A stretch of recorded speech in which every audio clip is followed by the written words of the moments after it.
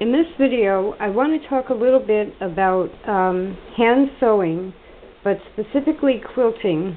And if you're just starting out at thinking about piecing your own quilt top, this particular one is going to be 7 blocks across, 7 squares by 7 rows down, or 49 squares.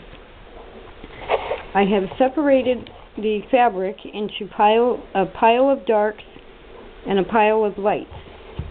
I haven't really separated them by reds or greens or anything like that, just dark and light.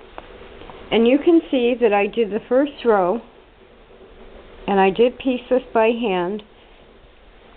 I pressed the seam allowances open, and then I suggest that you put up your ironing board, and what I did was lay out the next blocks that were going to go right under that row.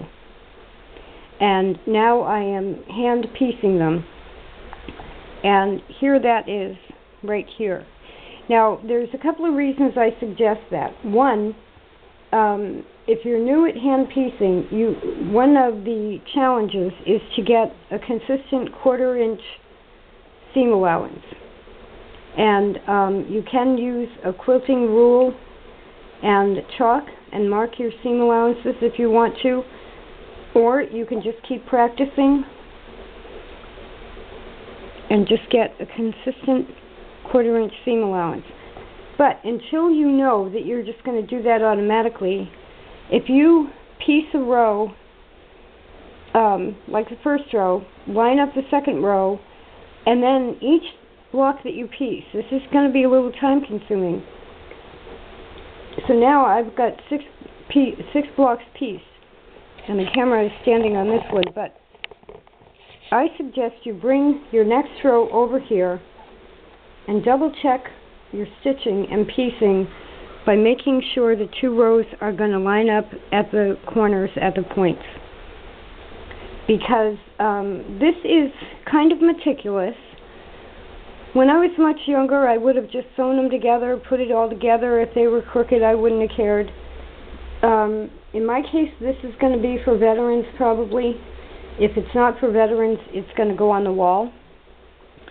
So, and I don't know yet what I'm going to do with the other side, and that will determine it. But this, you could do a 7 by 7 square, hand piece it, start your next 7 by 7 square, and piece a quilt top together like that, doing 49 blocks at a time. But anyway, so you can see lining it up like this and double checking your stitching. I already know I'm off by about a 1/16 of an inch right here with how it's going to line up with that one. Now, I used the Dexter, I did the Model 20, I wanted to make sure that I felt my hand piecing was going to be the most accurate, which it is. But I'm still off by a 1/16 of an inch. So I am going to now keep that in mind, and when I sew these 2 rows together, I am going to remember that one of them needs to be eased in a little bit more than the others. So you're actually doing all the same tasks that you do with a machine, but you're doing it by hand, and you're taking a little bit more time. Maybe if you work with machine, you do this anyway. But when you're working by hand, it's very easy to have a too wide 1/4 inch that's closer to a 1/2 inch, and then the whole thing is off. So an ironing board, laying out your rows. So when I finish that block right there, and I'm ready to lay out the next row, and I'm alternating. One row starts with light, the next row starts with dark. So this row will start with a light. I'll lay out the 7 blocks, and then go ahead and do it again. And just do that until I get 7 put together. When I finish each row, I will press the seam allowances open so I can check how they're going to line up. Now, if you're using a machine, there's no reason why you can't do the same thing. But this is, I don't know about you, but especially in the summertime when it's hot, you can find a place where there's a breeze or have a couple of windows open. You only need your iron on to do the seam allowances, and you don't need to have a machine or be using electricity or any of that. You can just do it by hand, and all you need is a spool of thread, a pincushion of pins, and somewhere here is my needle. And then scissors. And of course your iron for the seam allowances.